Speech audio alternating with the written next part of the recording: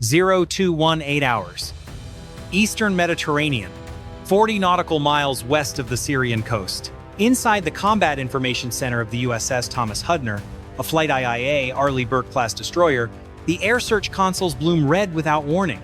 3 sea-skimming contacts, altitude under 10 meters, closing velocity past 900 knots.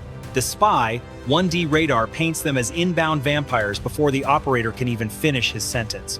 Somewhere on the Latakia headland, a battery has just volleyed Russian-built supersonic anti-ship missiles at an American warship, and the clock on every life aboard has started running in seconds, not minutes. The tactical action officer's voice does not rise. It flattens the way a voice does when training overrides adrenaline. Birds inbound. Designate vampire. Weapons free. The first SM-2 leaves the Mark 41 cell with a roar that shudders through the hull, and the Mediterranean night turns the color of a struck match. To understand the next 90 seconds, you have to understand how little margin anyone has. A P-800 Onyx cruise missile crosses the final 10 kilometers in roughly 12 seconds. The destroyer's layered defenses are engineered around that brutal arithmetic. Outer layer interceptors, inner layer point defense, and a phalanx Gatling gun as the last apology between a warhead and 320 sailors. A single leaker through that screen does not damage a ship, it guts it.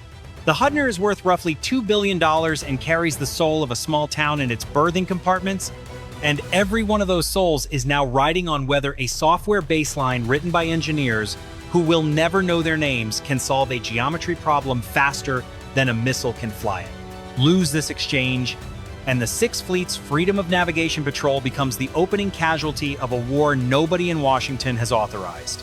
So here is the question that hangs over the burning water, the one that will not resolve until the very end. Why would a coastal battery commander, watching an Aegis destroyer on his own radar, knowingly fire the first shot at the most lethal air defense platform afloat? Men who do that are either desperate or they know something the Americans do not. The answer begins 3 days earlier, and it begins with confidence. A reinforced Russian-aligned coastal defense group has spent months building what their planners call the Anvil, a kill box stretching from Tartus to the Turkish maritime boundary, designed to make the Eastern Med too expensive for an American carrier group to loiter in. The Anvil is not one weapon, it is a web. Bastion-P mobile launchers hide P-800 Onyx missiles in road tunnels and behind apartment blocks, rolling out only to fire. An S-400 Triumph battery near the airfield throws a radar dome 250 miles wide, daring anything to fly inside it.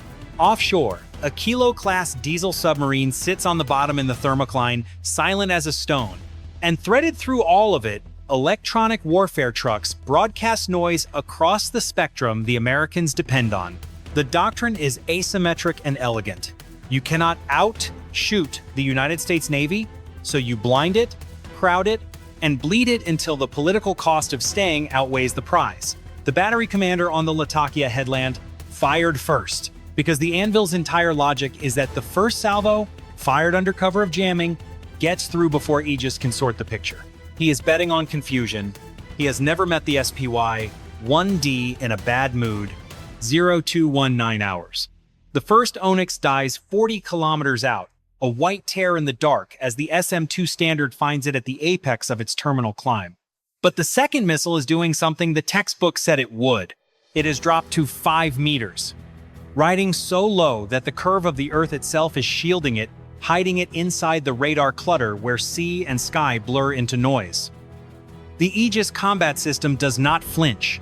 It cues the spy, 1D, into a high-pulse repetition tracking mode, sharpening the return, and hands the solution to an evolved Sea Sparrow missile, the ESSM, a quad-packed interceptor that comes 4 to a single Mark 41 cell and accelerates past Mach 4 inches, the blink it takes to read this.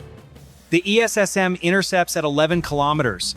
The blast lights the wave tops, 2 down. But the third Onyx has split off and gone wide, and that is the moment the senior chief in the CIC stops watching the missile and starts watching the gap it left behind.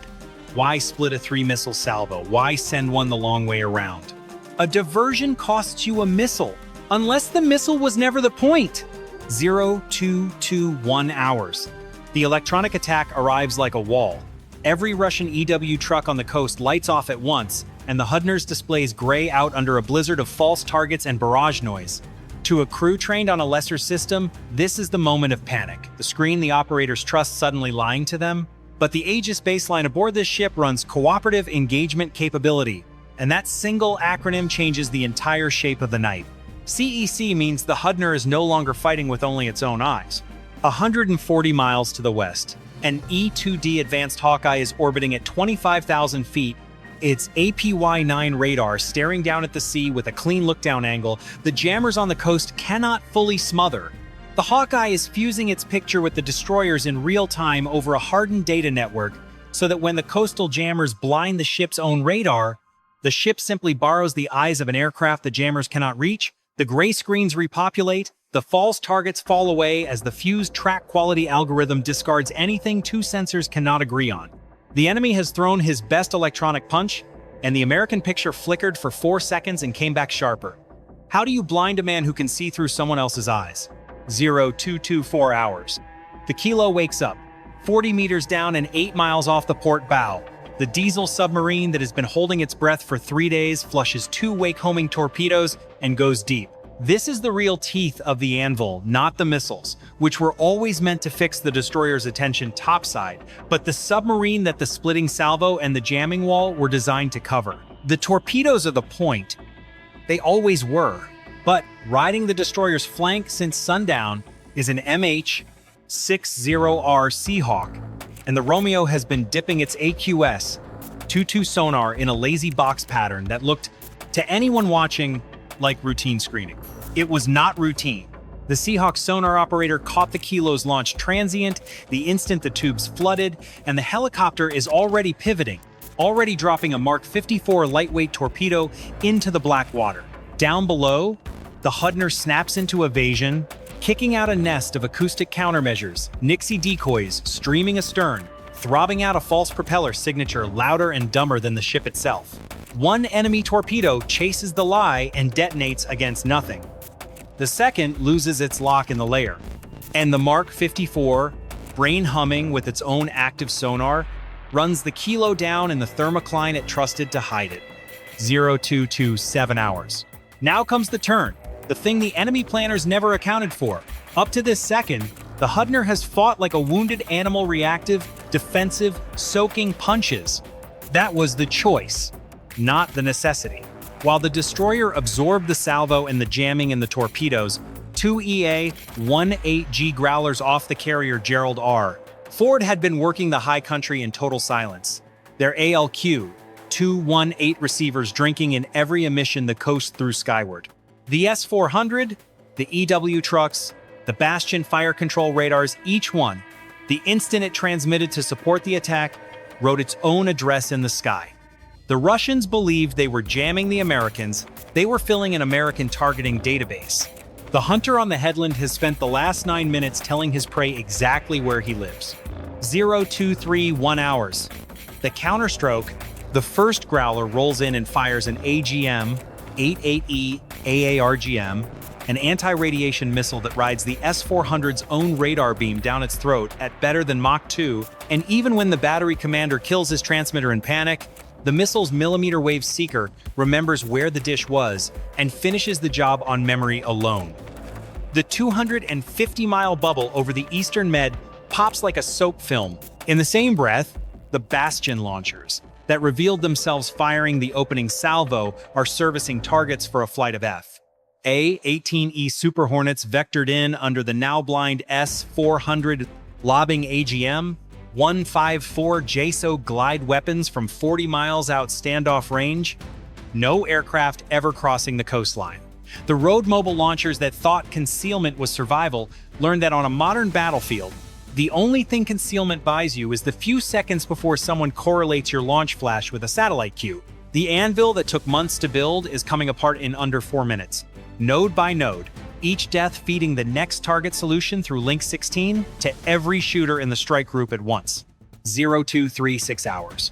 The S-400, the crown jewel, the weapon that was supposed to make this water American-proof, is a smoking ring of revetments.